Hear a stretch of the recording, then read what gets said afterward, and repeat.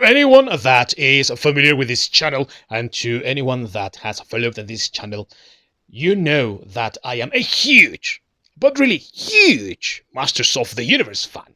I really love that lore, and I think that the figures, whether you call the originals, the classics, the new ones in Origins, they are really cool, they are great. And because of that, I have followed also certain news, different news around this franchise, this IP. And one of the things that I have been following quite closely is the Masters of the Universe Revelation Netflix series that is being showrun by Kevin Smith. Why? Well, because ever since 2019's, I think it was 2019, I don't really remember, and you will have to excuse me for my bad memory in that respect, but in one of the recent Power Cons, it was revealed that Masters of the Universe Revelation was a thing by Kevin Smith, and they had a synopsis there that, upon reading it, and we're going to read it again this time, it didn't really make me feel confident that this was going to be something good. Add to that Kevin Smith has become a shield for everything in recent times, and that really doesn't give me any confidence that this is going to be a good show. Of course, the icing of the cake in that respect was when Clownfish TV were a little bit on the money when they got wind that somehow He-Man was going to be sidelined, and the focus of the show was going to be mainly on Teela. And what happened?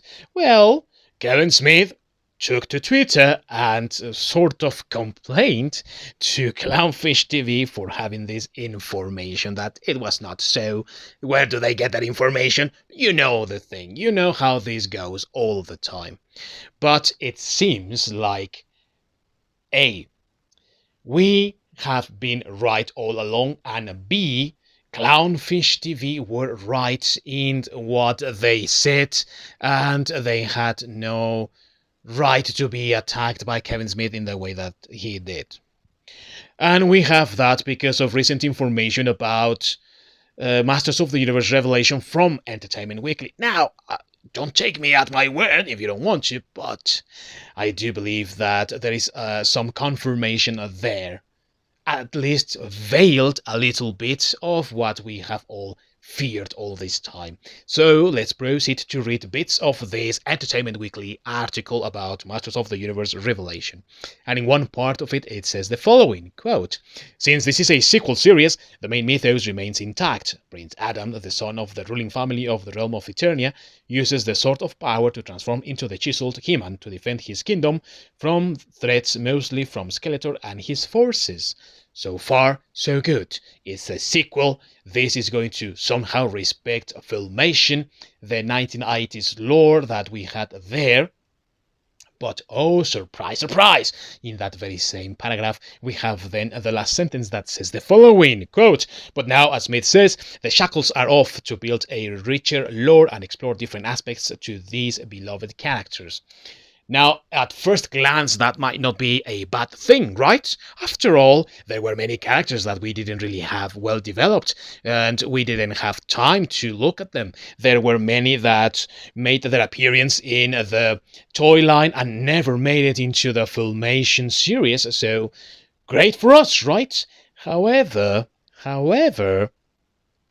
with the following paragraph, I think that we could all start trembling with fear that this is going to be wokety woke land.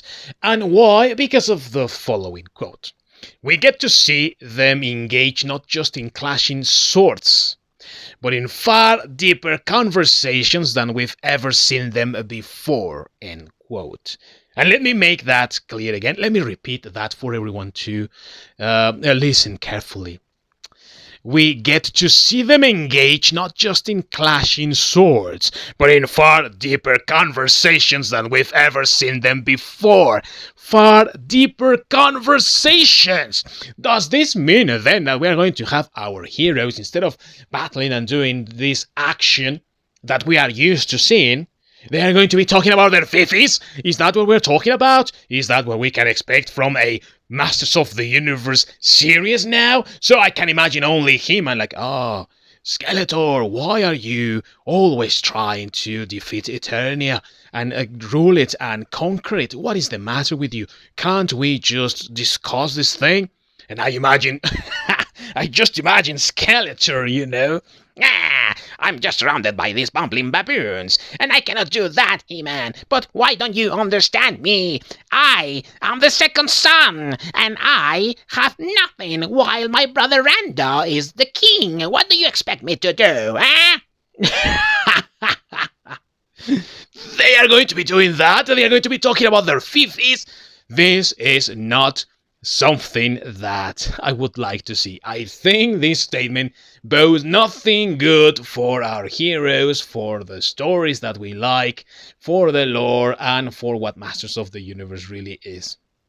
And if you think that I am maybe seeing too much into things, look at the following thing. Quote, it's not just simply like these two dudes, referring to He-Man and Skeletor, having been trying to beat each other up for decades. We get to tell stories of abuse. We get to kind of tell stories of isolation, grief.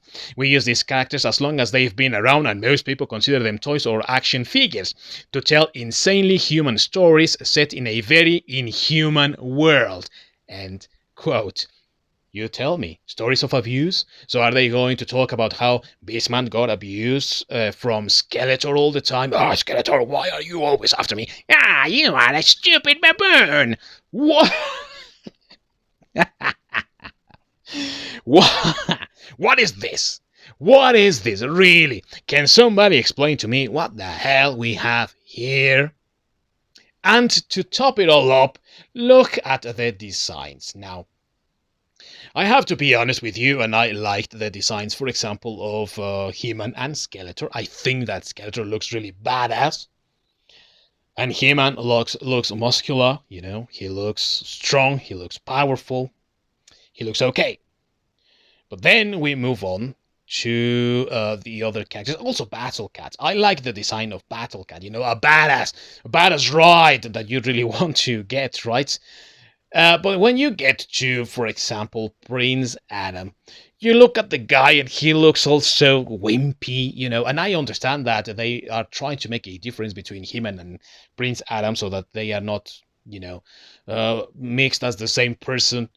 But this guy looks like about to cry or something. And then people say, well, Tila, in these upcoming pictures, looks okay to me. And somehow she still has the same outfit that we know her for in the original Filmation series and the toy line and all. But look, it's been replaced, it's no longer like a sort of bodysuit or something. It has their battle skirt or something like that. Excuse me if I mention this, but the face looks manly. I don't think that looks like a girl. It doesn't have that feminine power that the original had. It's not convincing to me. But when we go to the next pictures and we see this picture in which she is with other individuals that you might hardly recognize, well, you have here Evil Vivi from Final Fantasy IX, generic black character to fill the quota, Tolkien character that is always necessarily inserted in every single story. This, I don't know what that is. It's supposed to be Tila, but look at the body armor, right? Not trying to go into Mandalorian territory and get Anitas our scumbag angry at anything. Well, we have this tortoise shell or something that is covering Tila's body. But this one looks like a man, really. And what's with the hair again? I mean, once again, we have a character with this half-shaved head. Why? And I really want someone to try to answer this. Why?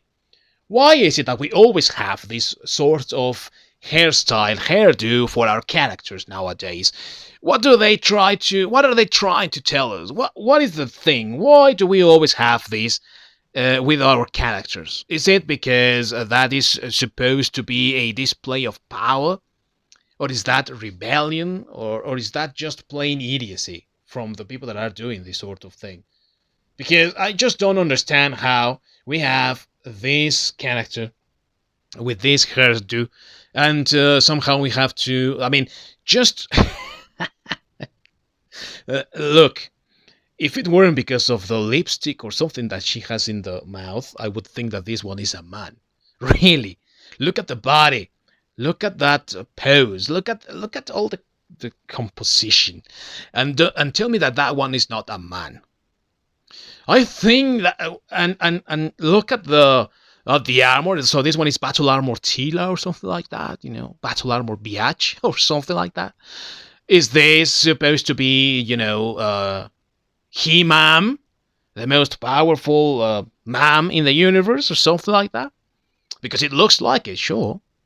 And then you've got this Roboto with a poncho. Is he Mexican now? Is he standing in for Mexican representation or Latin American representation or something like that? And then you've got this generic water tribe individual. Oh no, it's supposed to be Evelyn. Sorry, yeah. Yeah, it doesn't look like a water tribe member at all, If you know The Last Airbender, you know what I'm talking about. So this is the situation. These characters really don't look that good. And I know that I said that this one is a generic character, the girl there next to Tila, but she's supposed to be Andra. So expect this to be a relationship, a lesbian relationship, because Andra is supposed to be Tila's best friend in the comic books. Now she has been gender swapped and also is Tila's quote unquote best friend. Maybe you can say that you can live with those horrible designs. I simply can't.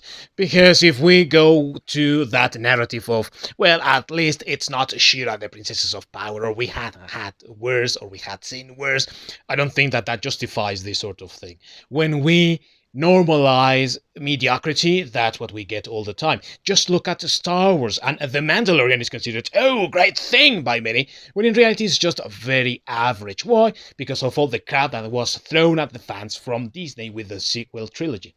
That cannot happen anymore, and of course with any other franchises. But let's just go with that right now. What are some of the qualities that it has? Well, it's good art in some parts. The character design of these women. I don't like it. I don't like Orko, but Beastman looks great. Mossman looks good as well. As I said, He-Man and Skeletor look good. But another thing that has me worried is what we have in the following paragraphs in the article that say the following quote: the first episode of Revelation begins in lockstep with the old show. Then, about halfway through, things take a shift which allows all the characters to go through these periods of growth. And it says also, only certain people know the secret that Prince Adam is really He-Man. Yeah, only Orko, the sorceress, and Man-at-Arms. We built our entire story on who was left out of the secret and the damaging trickle-down effects of that. So, are you telling me that people are going to get angry at Prince Adam for hiding the fact that he's He-Man? Maybe because of the next sentence. It's a story about a hero who has to live under deception in order to protect those he loves, but it's about how that deception rots at the core. So then his secret is rotting people away, it's destroying people. And you have to remember that also it was hinted that Queen Morlina knows that Prince Adam and He-Man are one and the same. And I cannot say anything about the casting, for example. I mean, talking about Queen Marlena the Beautiful, Alicia Silverstone is going to play Queen Marlena. Buffy the Vampire Slayer is Tila. Mark Hamill is Skeletor. I think that Alan Oppenheimer is Mothman, if I remember correctly. So it has a good quality cast. But I don't think that is enough to cover for what we think is uh, a bad premise, because it says here how the first episode is a lockstep with the old show, and things start changing. I think that this is going to be like He-Man and Skeletor are fighting during the first episode. Something happens to He-Man. Then everyone is scattered. It's up to Tila to get the team together, because just look again at the image with He-Man, Tila, and tell me that this is not like gathering a team. She has the Robota, she has Andra, whatever passes for Orko, that is creepy as hell, Neville in there. So I don't know what you might be thinking, people, but I think that this doesn't really show that, oh, He-Man is going to be respected as the main character. I think that it's going to be mainly the Tila show, getting everyone together or something like that, and alongside Andra, and they are going to have like this sort of lesbian relationship. And if you do not believe me, once again, I am going to go back to the PowerCon picture that I have here that says, quote, "A radical return to Eternia, Revelation is a direct sequel series to the classic era of Masters of the Universe. Featuring fan favorite He-Man, Orko, Cringer, and Man-at-Arms, the story pits our heroic warriors and guardians of Castle Grayskull against Skeletor, Evelyn, Beastman, and the vile legions of Snake Mountain. But after a ferocious final battle with forever fractures Eternia, it's up to Tila to solve the mystery of the missing sword of power in a race against time to prevent the end of the universe. Her journey will uncover the secrets of Grayskull at last. This is the epic He-Man and the Masters of the Universe saga fans have waited 35 years to see," end quote. I don't think so. I don't think that I have been waiting for the love that I have for this to be destroyed. And I think that it's quite evident, at least for me, that they are going to go this direction because of the stills that we had from Entertainment Weekly. And if you want to know, I don't deal with speculation or rumor, but I am going to venture that right now because we also have these photos of new toys that are coming from this series, and we have here Skelegod. So look at this buff character. And if you pay attention, he's wielding the power sword. What are the odds? What are the chances that he gets hold of the power sword, He-Man loses his ability to transform, and he is left to be just Prince Adam. And now it's up to Tila to gather a team of both evil warriors and heroic warriors to defeat Skelegod, because he is just way too much to hold, and to defeat only one person or something like that. And that is the mystery of the power sword, that maybe there is another one, or it can be counter or some dumb shite like that. I don't know. I think that it might be going in that direction. I think that Clownfish were exactly on the money. I think that our own predictions were just very true, very clear from the very beginning. But of course, as always, you are the ones who have the last say in the matter. What do you think of this? What do you make out of this? Please let me know down below in the comments. And as usual, as always, hope to see you here the next time. I hope that we have more information before July the 23rd when this opens on Netflix. I will be paying attention to this, and I might be watching the first episode just to see what it is all about. But if it is not good, of course I will let you know, because that's my job, of course. Until next time, everybody, peace out.